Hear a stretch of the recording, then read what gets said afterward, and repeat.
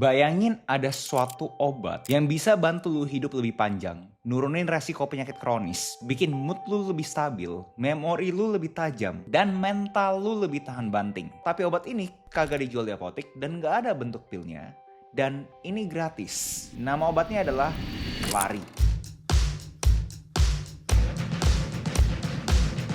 Dan layaknya semua obat, ada side effect-nya. Banyak pro dan kontranya. Dan semakin populer, semakin orang bertanya-tanya, kenapa orang-orang niat banget rela bangun pagi-pagi hanya untuk melakukan olahraga yang gitu-gitu aja. Dan pertanyaan lebih besar lagi adalah, kenapa ini jadi populer? Kenapa semua orang sekarang terlihat jadi kayak pelari? Kalau dilihat dari sejarahnya, kenapa ini mulai populer, kita harus bisa kontribusikan ini di tahun 1970-an. Ada orang yang coin terminologi baru yang namanya jogging. Dan dari sana banyak banget brand-brand yang akhirnya ikutan untuk tap in ke kata-kata jogging ini. Tapi itu semua terjadi konteksnya karena kesehatan. Di Amerika tidak pengen makin banyak orang-orang yang obesitas. Oleh karena itu jogging yang terkesan semua orang bisa, orang-orang pengen lakuin. Tapi itu masih belum hype-hype banget. Semakin teknologi semakin maju, di tahun 2000-an semakin banyak juga orang-orang yang ikutan olahraga lari ini. Kita ngomongin teknologi seperti GPS, heart rate monitors, dan belum semakin banyak juga event-event besar seperti maraton.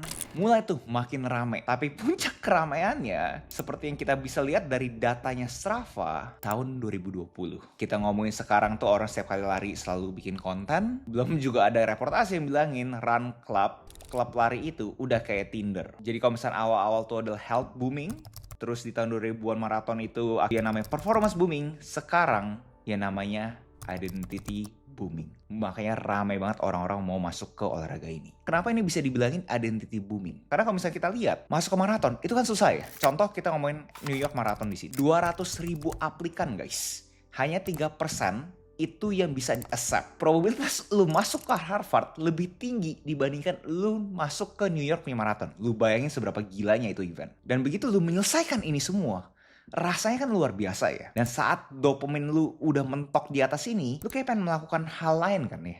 Contohnya apa? Lu ngepost. Lu memperlihatkan lu punya hasil kerja keras. Dan hasil kerja keras ini didistribusikan ke sekian banyak media sosial. Belum sekarang algoritma media sosial sekarang sudah ada for you. Dimana bukannya kita yang nyari konten, tapi konten yang nyari kita. Dan begitu orang udah konsumsi sedikit aja tentang lari, algoritma bekerja untuk terus nge-push konten kalian tentang lari. Dan buat beberapa orang mungkin terkesan kayaknya, cringe banget gitu kan ya. Kayak apaan sih lari-lari di post gitu kan ya. Tapi itu kan salah satu efek dari kita itu punya komunitas. Yang di luar komunitas kita berasa kita cringe. Kita di dalam komunitas kita berasa itu udah hal yang normal sekali. Jadi lu bayangin lu tuh udah pakai Strava dan abis itu lari, lu ngepost dan lu berasa lucu buat lu lucu. Buat orang lain itu cringe. Tapi akhirnya dua kubu ini berdiskusi di dunia maya ini. Alhasil semakin banyak diskusinya, semakin sering juga algoritma ngepush ini ke semua orang.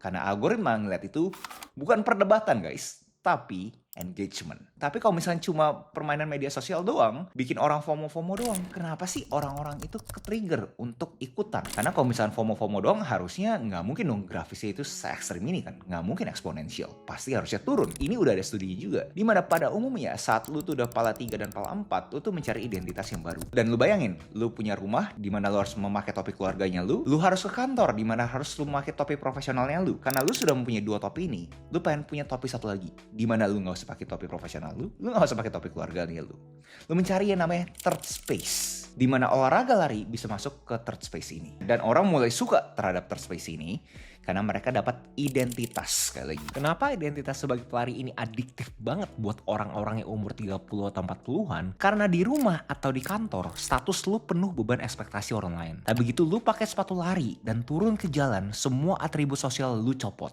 Lu bukan siapa-siapa, hasil lari lu berbanding lurus 100% sama usahanya lu. Nggak bisa dimanipulasi pakai uang ataupun jabatan. Saat lu nembus 5 atau 10 kilo pertama lu dapat kepuasan murni kalau lu masih megang kendali penuh atas hidupnya lu. Dan kalau misalnya kita double klik lagi ke third space ini, banyak banget pemain brand yang ada di sana. Kita ngomongin brand-brand besar juga semakin tap in ke sana. Bahkan sebesar Nike pun udah ada reportase yang kasih tahu bahwa dia punya divisi lari itu juga cukup signifikan dibandingkan divisi-divisi olahraga lainnya. Dan kita ngomongin brand-brand indie lainnya juga makin banyak yang masuk tap in ke olahraga ini. Belum kita ngomongin semakin banyak lagi variasi-variasi lari, seperti kita ngomongin Hyrox. Fitness yang harusnya pada umumnya itu stay still, sekarang dibuat balapannya, fitness race. Dan event-event ini memberikan kita suatu identitas yang kita kagak bisa didapat di rumah, ataupun kita kagak bisa dapat di kantor. Kita berasa seperti atlet. Jadi lu bayangin finalnya seperti ini, orang masuk ke olahraga lari ini karena FOMO, dia lihat konten segala macam kan, dia akhirnya dia coba hanya sebagai motivasi belaka, tapi begitu udah masuk ke motivasinya, dia berasa gue butuh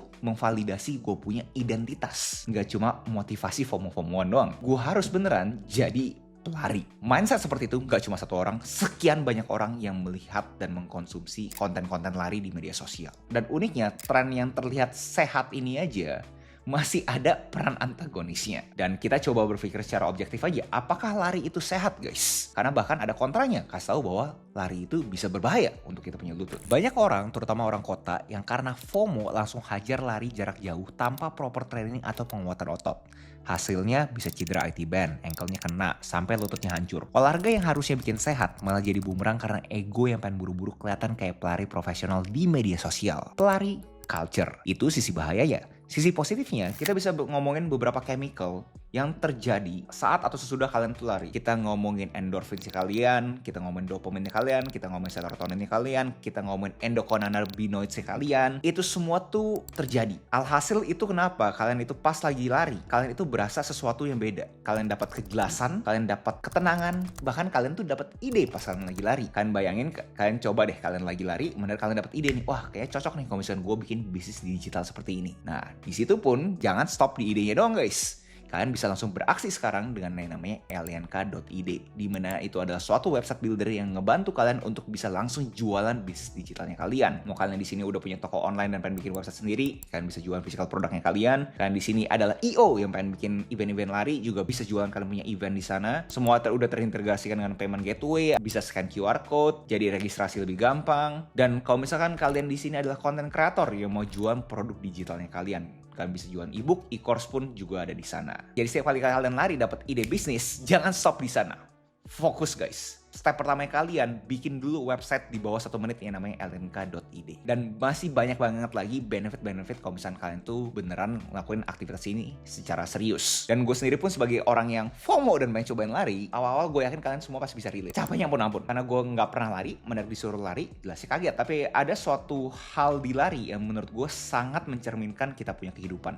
Dan gue rasa ini kenapa lari itu populer. Karena lu coba bayangin aja ya, lari itu bener-bener cuma diri lu dan diri lu doang. Atau lebih tepatnya diri lu dan otak lu. Otak lu selalu mempunyai narasi, cerita fiktif yang dia bilang udah stop aja. Kalian pasti yang pertama kali lari juga setuju kan? Ya bro, gue juga bro. Dia ajak lari 1 kilo aja, 500 meter pertama, otak gue udah bilang udah stop. Dan itu juga merefleksikan kita punya kehidupan kan. Dimana di kerjaannya kita, bahkan di kita punya rumah tangga, kadang-kadang saat kita melakukan suatu aktivitas, otak kita udah bilang, udah stop lah.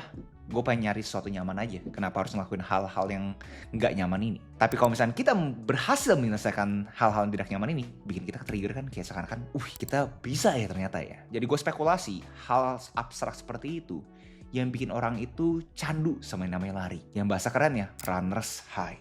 Apakah keuntungan-keuntungan secara saintifiknya itu beneran ada atau tidak ada, menurut gue bisa diperdebatkan. Tapi yang menurut gue lebih menarik untuk diobrolin adalah mental atlet yang bisa kita akuisisi dari olahraga ini. Karena kalau misalnya kita ngomongin olahraga yang lain, yang apalagi yang tim sport kan kayaknya susah banget ya untuk melakukannya. Belum kita harus koordinasi jadwal lah, nanti ada yang sakit segala macam. Tapi kalau misalnya lari, benar-benar cuma bisa lu sendiri kan. Dan itu ngajarin lu sesuatu, ngajarin lu accountability, bahwa lu harus bisa tanggung jawab. Kalau misalkan lu udah komit lari, ya komit lari kan. Lu harus bisa menyelesaikan terlepas apapun yang lu rasakan. Nggak boleh mut-mutan, sangat cocok dengan lu punya professional life kan. Dan menurut gue ini yang dirasakan sama sekian banyak orang di Strava, dan akhirnya semakin banyak orang juga yang bisa relate. So, apakah popularitas ini membuat orang itu jadi performatif? Orang itu melakukan aksi lari ini hanya untuk konten? Jelasnya itu bisa diperdebatkan, tergantung subjeknya. Menurut gue sangat-sangat subjektif. Tapi apakah tren ini menurut gue sehat? Menurut gue sangat-sangat sehat. Dan menurut gue secara filosofi, walaupun ini tuh lu harus bayar,